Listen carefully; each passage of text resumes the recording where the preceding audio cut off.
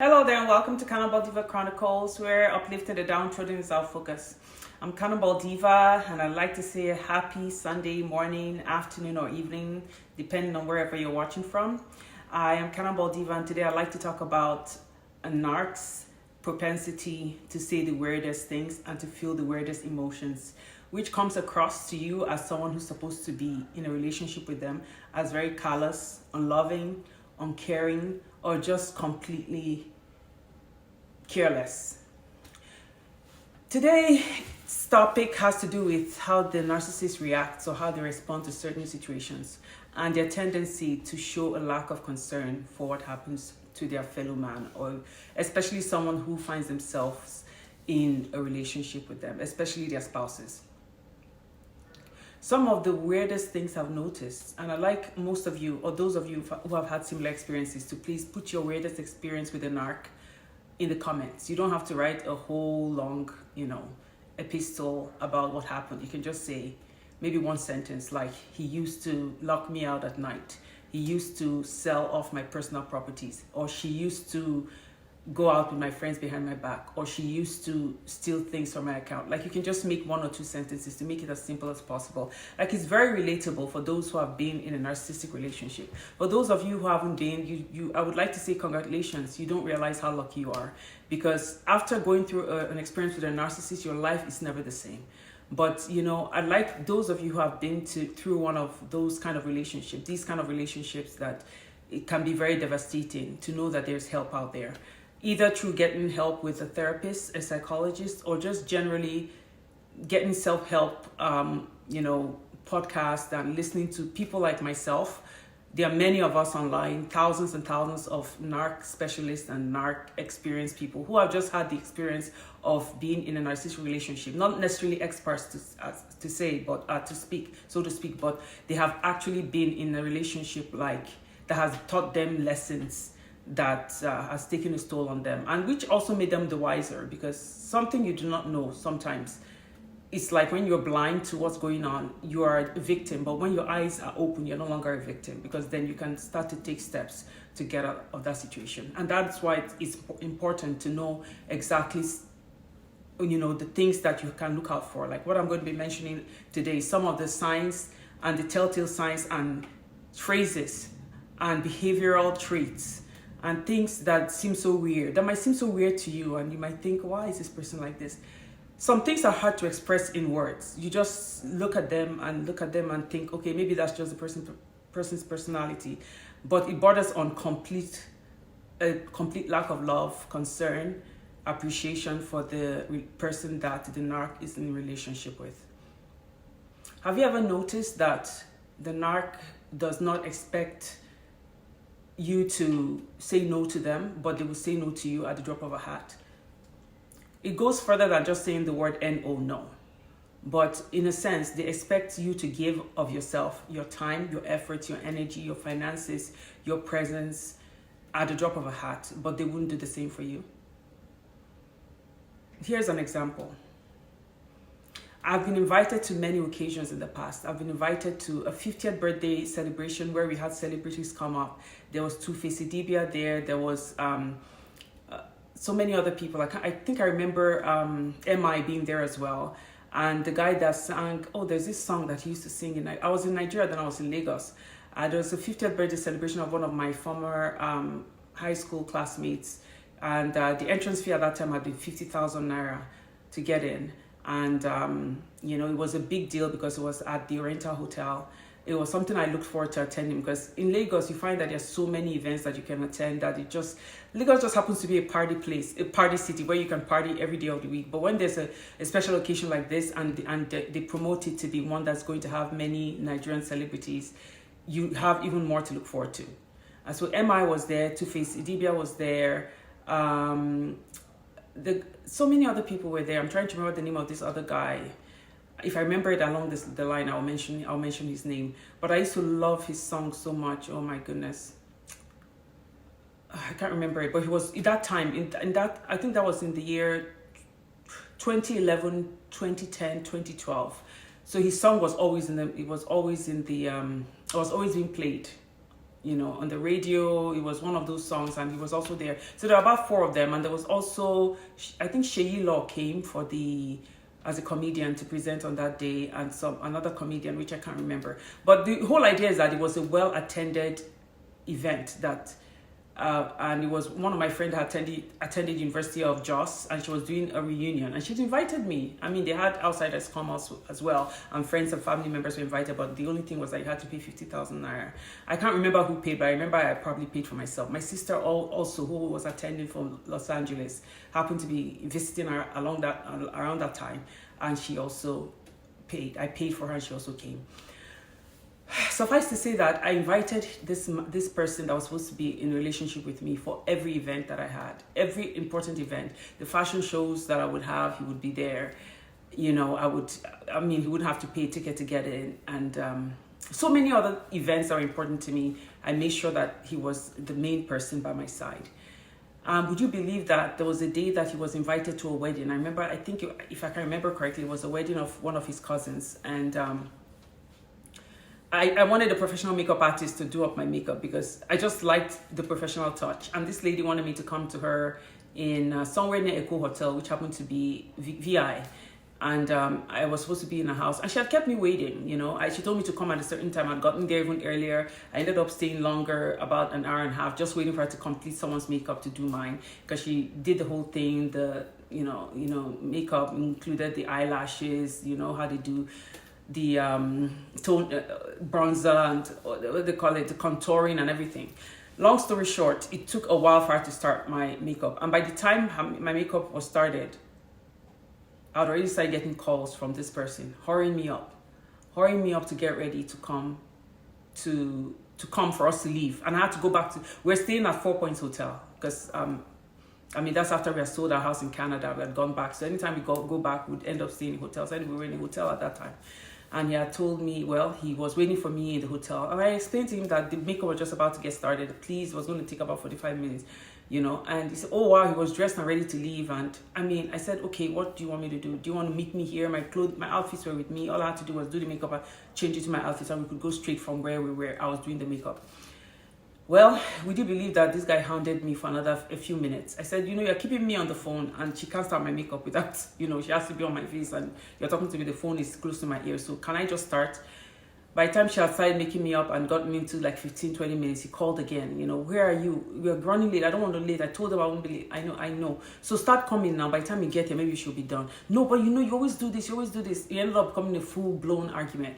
Long story short, I told her, I said, I don't know what else you want me to do. Do you want me to stop halfway and just come with you without, I have to actually drive, because I didn't have a driver with me. I took an Uber. I have to take an Uber to meet you, and that's going to be farther down for us and take longer. So just start driving down. By the time you get, which is a commonsensical thing to do, start driving down. By the time you get here, I probably will be done with my makeup and we can leave. I didn't want the lady to feel like I was on the phone all the time arguing about the same thing. So I told him, I said, let me just get started, please. She was already started, we'll be done soon. I hung up the phone.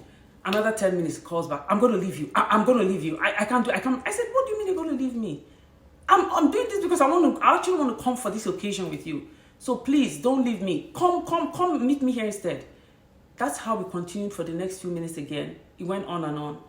And at the end of it all, my makeup was fully done. She had put my eyes. She didn't want to rush. She said, don't rush me. If you don't rush me, I want to do a good job. So please. I said, but I got here early and you're the one that kept me waiting. See what's happening now. He said, madam, that's how it takes now. I want you to look good. So please just... Anyway, long story short, this lady did a fantastic job. Put my makeup. It looked so natural and flawless when she was done. Because I like the flawless look. I don't like the packed on makeup look. So she had this flawless, look on my face, and my lashes were put on. The next thing, I got a text from him. Oh, I've left. I'm on my way there now.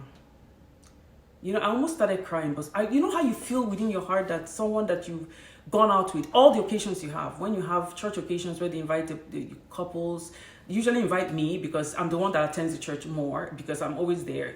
He comes with me. When it's my event here in Canada where I'm doing fashion shows, he's sitting by my side. When it's my entertainment award, I was invited to the Afro Global Entertainment, which they do here in Canada, entertainment award show. The organizers invited me one time. They gave me 2 free tickets because of my fashion line and my I guess there was one time we did a collaboration with the Afro Global, and they did a presentation of my show, my outfits on her show, and she also promised me 2 free tickets. And obviously, who did I take? It was him. He went with me. He didn't have to pay. So I mean, things like this. And this one time that someone invites you, this one lone time that you have an invitation that I can go with you, and it would be your event that I was going to, you just drove off and left me. I mean, I couldn't cry because I was still there in the lady's house, and she had just finished making me up, and I sat there in shock. I said, "You're joking." She said, No, I'm on my way. How will I? They've been calling me and rushing me and asking me what's keeping you. I said, "But it's still daylight." It's still daylight. I mean, even if you are late, we're late together. I mean, we're a couple. Like, I wouldn't have done that to him. So I just sat there. The lady was asking, "What's going on? Aren't you going to leave?" I said, "No, I just took my time. I packed my things into my bag, and I took the Uber back to the empty hotel. He had left me. My outfits were not worn. My makeup was done for no reason. I took a picture, did selfies of my face, and I just saved it and just washed out my face in the sink. And you know, that's one experience that didn't leave me in a hurry. And if I tell you this, even thinking about it now, I'm about to cry, because, you know, I said to myself, you know, I'm in this hotel by myself. Do you know what made it worse? That night at 4 Points Hotel, in the king-size bed, all by myself, this person did not return to the hotel room. He slept out. And he slept out. I called and called. He didn't come back that night. His phone turned off at a certain time, like 2 a.m. And I sat up in the bed just thinking to myself, like kicking myself mentally and saying, Nkechi, how long are you going to do this to yourself? How long are you going to do this? Like, you don't deserve this. Even if you're the worst woman in the world, you deserve more. You deserve better. Like, I knew I deserved better. I just didn't know what and how I could get out of that situation. At that time, I just sat in that bed, crisp sheets, white sheets and everything, pristine condition, beautiful environment, beautiful room, you know. But guess what? I was so miserable. I couldn't sleep all night. I tossed and turned, and I kept having all kinds of flashes of pictures in my mind of where this person could possibly be, and who he was with, and what he was up to, and why this had to happen to me. Like, it was like 2 blows in one day. Having to drive all the way to somewhere in VI to have my makeup done, and do my makeup and come back with no event to go to without makeup, and take it off, wash it off my face, and have this beautiful outfit that was made specially for the event, and have nowhere to wear it to. Only to wait for that night, and that person didn't even show up at night. And you know, you're saying, what exactly have I gotten myself into? Like, this is a marriage that has already been 20 years on. So it's not like a fresh marriage. And I'm saying to myself, how could this be happening to me? Like, how could this be happening to me? What is this? Like, so many questions. At the end of the day, I had no answers. So then what did I do? I tried to sleep. I left the lights all on all night, and I didn't get even one blink of sleep. Early morning, I get up, tried to cheer myself up, went to the gym to work out. By the time I got back to the hotel room, this person was sitting down there smiling like a Cheshire cat at me. Smiling like a Cheshire cat at me, as if there was so much to be happy about. And something flashed through my mind, like, wow, he's had a good night with whoever he went to spend the night with. And now he's like, I've had my fun now. You can say anything, I don't care. That's what flashed through my mind. Like, that's exactly the thought process this person had in their mindset at that point. Like, say whatever you want. I've gone out, I've had my fun. You're mad, you're not mad. You're angry, you're not angry. I've had my fun. You know? So I looked and said, look, what are you smiling at? I said, like, what's funny? He kept smiling. The smile got even broader. I said, what's funny? Like, you left and spent the night out. You left me. I was supposed to go out with you. Like, words couldn't even express how I felt at that time to the person I'm talking about. I just said, you know what? I can't wait to be out of this relationship. And I stormed out of the hotel room and went back and sat down in the gym. This is just one off. This is just a little bit off. Sorry, I just pushed my camera. And this is just one of many, many, many thousands that I can just recall. So they expect you to do a lot while they don't want to do anything. Another time I would say I remember something happening is when, you know, when their relative comes over. I'm not going to mention the relative, but they traveled and left the relative with me to cater for, plan their feeding, everything. But they wouldn't do that for my mother when my mother would visit. You know, my mother came and stayed with us in Lagos at one time. When their relative came to Canada, I was the one taking them for their appointments, medical appointments, when the doctor would make appointments, and the doctor wanted them to eat a certain kind of food, their family member who was also in Canada showed up and made a list for me. You have to start giving them healthy foods. Mind you, this person met me in Canada. I didn't meet this person in a village in Nigeria. They met me, I was already here when they came. So I wasn't somebody that they had to coach on what exactly certain kinds of meals are, what's a carbohydrate, what's a protein. I was already I was already a nurse at that point when their family member came. So, but the fact that the insult upon injury of it was that one of the family members showed up and started to coach me. Make sure you give her a balanced diet. Make sure you am I a maid? What is this? But you guess what? I didn't say anything. I just nodded and shook my head in this person that is supposed to be caring for their family left me and went to Nigeria. No, thank you. They just expected it of me that I was supposed to take care of their family member and worry about their daily affairs and activities. But when my mother would come and stay, they would not even set eyes on my mother. Every day was me running around with my mother, caring for her, worrying about what happened to her. Eventually, when she fell sick and had Alzheimer's, and when I was coming back to Canada, she ended up going into a nursing facility.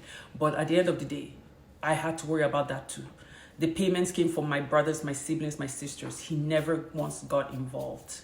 And throughout the time that my mother was alive, I can only count once or twice when I would send messages to her while he was there, and he would send somebody on our behalf. But he never personally took it upon himself to say he would go and do anything for my mother. So it's just that one-sided way. Oh, the third one I would say that was always so shocking for me was when me and my kids would go to Wonderland, and we always want him there. We go to the movies. We always want, let's go as a family, because I'm a family person. I love my family. Family means a lot to me. Let's go together as a family. Let's go watch it together. But he was always busy. Something was always happening. No, you guys go. I would end up with the children all the time, from when they were babies to when they became adults.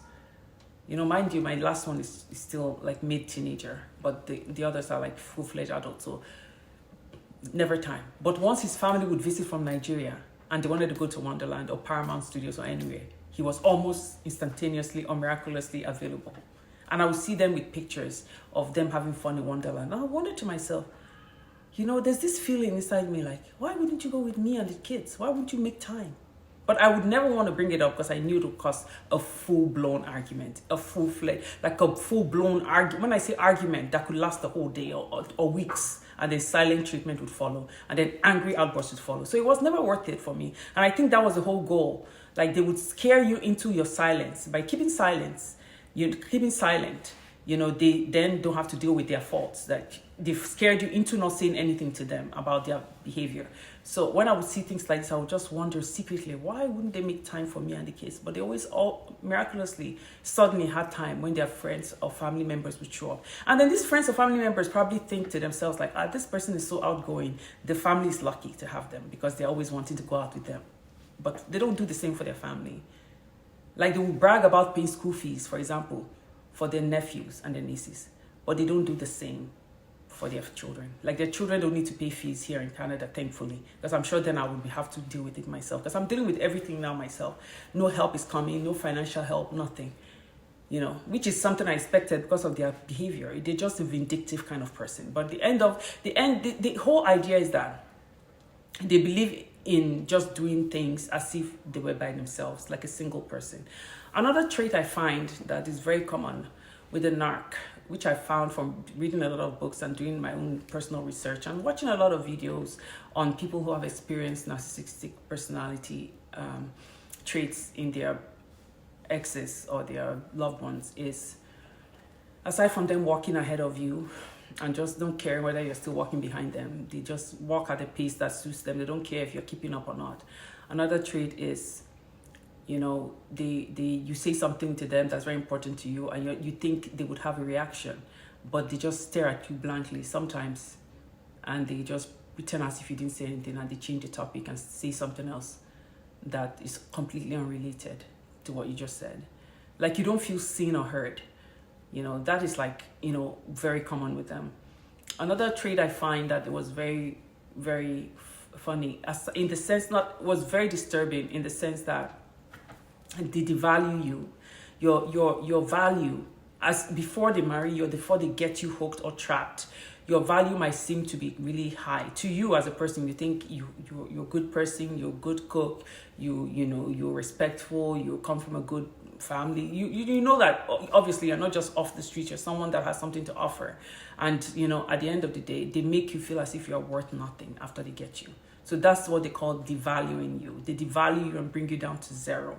And one of the ways they can devalue you is by, aside from that silent treatment, is by making you feel like, oh, you thought you were hot stuff, eh? All the things you were able to do before you got in the relationship with them, they would stop you from doing it. If they met you as a person that liked to dress a certain way, they would try to change that after getting you hooked, after giving you the children. They don't tell you all these things before you marry or before you get trapped, because they know you will run away and say, oh no, I'm not interested. So they devalue you and make you feel less than nothing. One of their very good ways of doing that, aside from insulting you, calling you names, put downs, calling you out of your name, which is a big one with them, and embarrassing you in front of the public or people, like some people that you would not want to be spoken to in a disrespectful way. Maybe their family members, they would talk to you in front of their family members very rudely. And this happened to me one time when I just shortly after I'd gotten married. I was shocked to see the way they spoke to me in front of their family members, and this was even in the village, and I was like taken aback. But you know what? Some of these things just give you, it's like a slap to the face, and you don't even know how to react, because if you react angrily, then you look bad too and look disrespectful. But it's shocking because this is something that you weren't prepared for. It wasn't something that happened all the time before, but for it to happen in front of the people that you wouldn't want to even see you being spoken to like that embarrassing behavior is very, very rampant and common with the narcissists. They don't care how you feel. They obviously, like I said many times, they don't have any empathy. So how you feel about what they said is not their concern. They don't really care. They just want to have that high that, yes, I've put this person that thought they were so good, or they were this person, they're putting that person down. And that's what they get, that joy they get out of putting that person that thought they were the best thing since sliced bread, so to speak. Yes, now you know you're nothing. So that's what devaluing is. They devalue you. And that devaluation one time presented itself. And you know what, I'm going to say certain things here and then you can guess which one refers to me. There's so many things I can say now that you can just guess. I'm giving you a chore. Just guess which one is the one that was said to me. I'm not going to tell you now, but you can guess and just put in the comment. Number 1. Okay. Take a trip. Travel all around the world. I don't care. I don't care where you go. If it's because I'm traveling, you feel you need to travel. Travel all over the world, and I don't care where you stay. Just stop disturbing me. That is when they traveled and they were having fun with their friends, left you with 3 children under the age of, I think, 10. My first was 10. My second was, that time I only had 3. My second was 5. And my last was just a brand new baby. And I was going through postpartum depression. And they insulted me when I called to ask for help. Poured and rained insults on me when I was crying that I was all by myself and I didn't have help. And this was the worst time for them to leave me again after they had promised they wouldn't travel for a while until the children were older. And then he said, whatever, I'm staying in a hotel, so what? You want to go stay in a hotel yourself, who cares? And they hang up. Or the second one is, oh, I don't know why I do this to you, but please, if it makes you feel better, find a boyfriend, but please keep it discreet. That was the narc telling me to be free to find a boyfriend on the side if I was lonely. But to please keep it to myself and not let outsiders find out, and not even let him find out.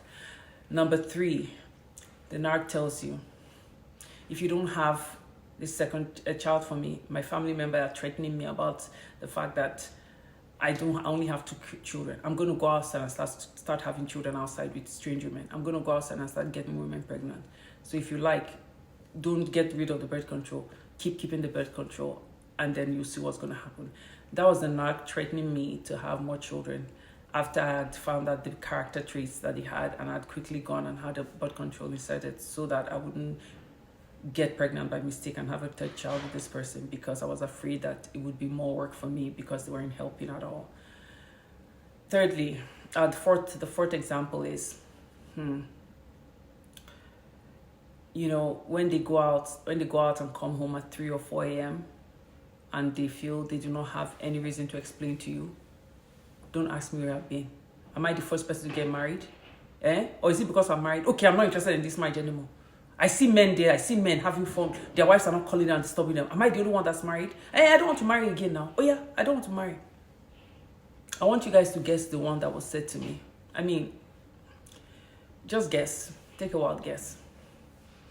I don't want this video to be too long, but I expect that some of you would have gained one or two maybe signals from some of the traits I've left to see if your partner is a narc. If so, my prayers are with you, and there's always a solution. I believe there's a solution to every problem. In the meantime, I would implore all of you to keep safe, keep showing love, and stay blessed, and have a blessed week ahead. Bye, y'all.